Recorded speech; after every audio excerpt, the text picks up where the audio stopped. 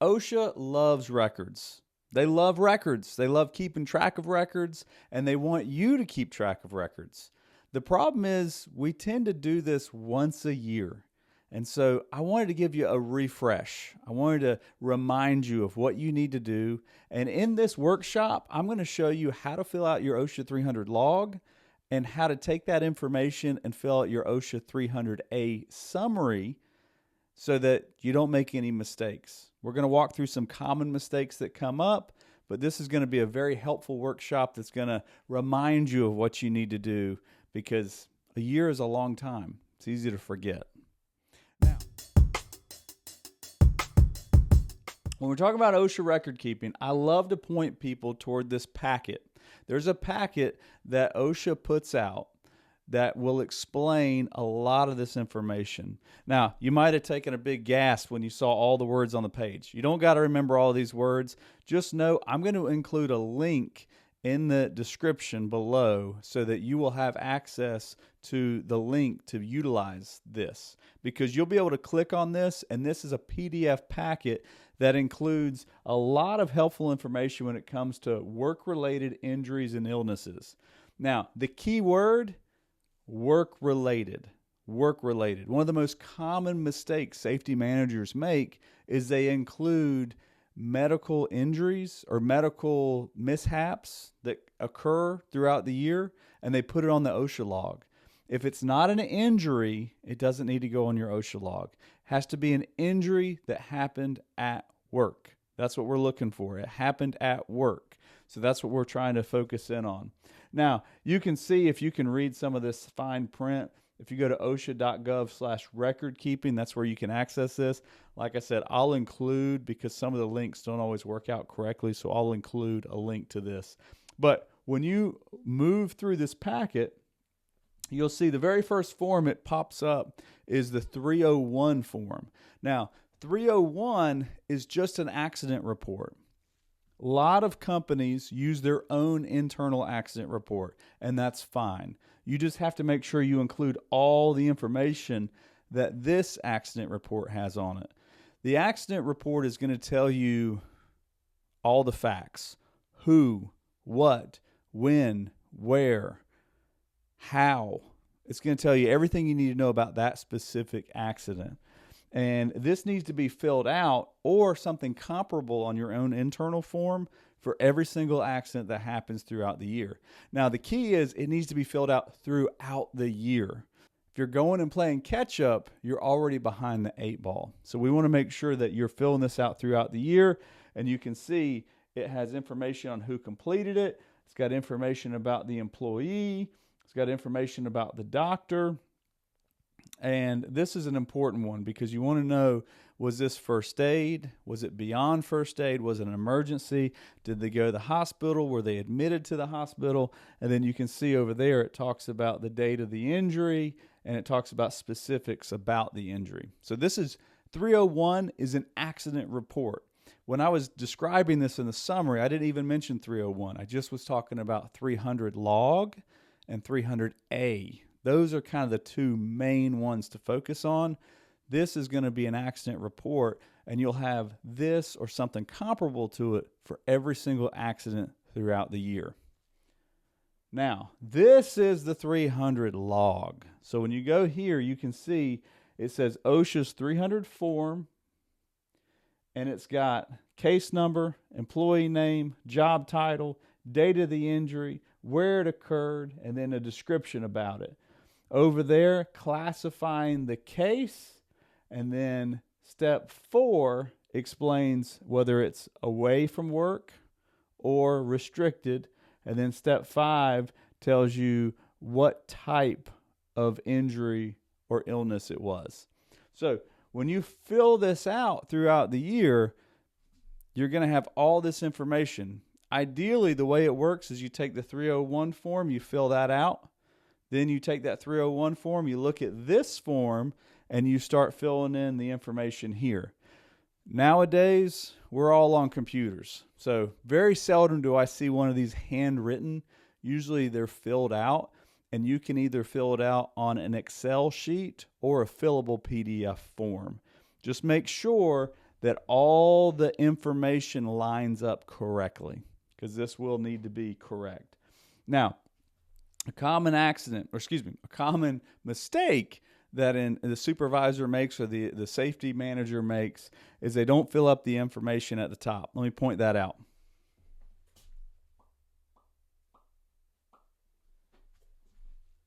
This has to be filled out for every facility that you have, every address. If there's an address, that's a different facility. So it has to be filled out.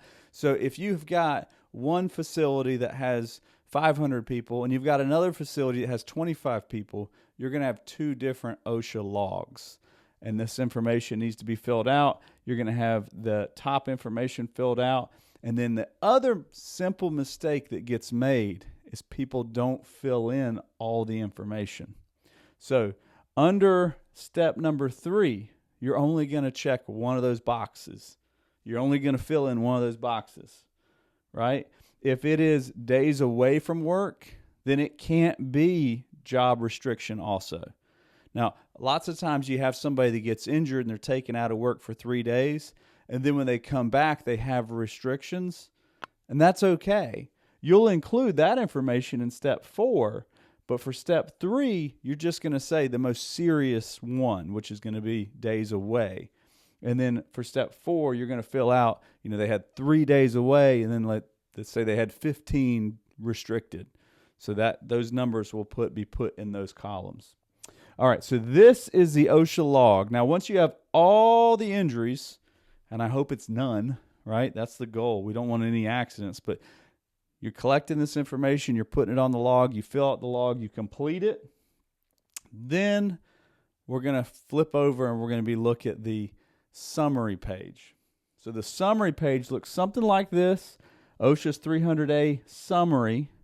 And at the fine print at the bottom, it says this page must be posted from February 1st to April 30th.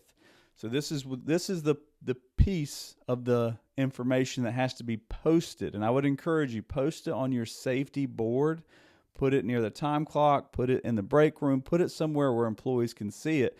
And if you ever have an inspection, if an OSHA compliance officer comes to your site, if it's within these days, between February 1st and April 30th, they're going to ask to see this, and it has to be posted. Now, with that being said, don't post the original. Fill this out, make a copy of it, put the copy on the board, keep the original in your office. Okay? Don't mess up the original. The original needs to be in good shape. Now, I'm going to go back for just 1 second. On the OSHA log, you can see these columns are identified, A, B, C, D, E, and then they've got, at the bottom, they've got information. There will be totals at the bottom. And at the bottom, these totals are going to carry over to here. Now, if you're using a fillable PDF form, or if you're using an Excel sheet that carries over to the next page, these might automatically be transferred. And that's cool. Makes one less thing you have to do, but you do have to verify it, because I've had situations where a company would use 2 OSHA logs and then the numbers didn't add up correctly, and so this was wrong. That's one of the reasons a safety manager needs to have a keen eye and be able to look and say, okay, we got everybody, yes. We got all the hours, yes. They all add up, yes. So we're double checking, we're making sure we've got 0 total deaths, we got 0 cases with days away, we got 0 with job transfer. Again, we're going to fill this out as we need to. This is number of cases. This is number of days.